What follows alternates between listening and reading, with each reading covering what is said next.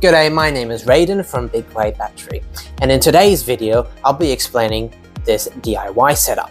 Now before I show the picture of it, I'll be explaining some context.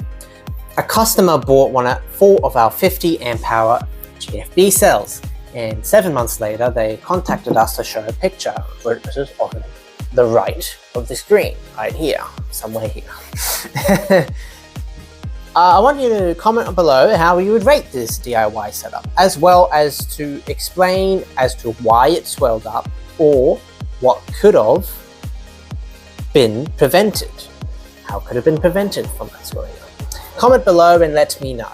And in part 2 of the video, in the next video, I'll be explaining how to prevent it in future and other additional information. I hope to see you there.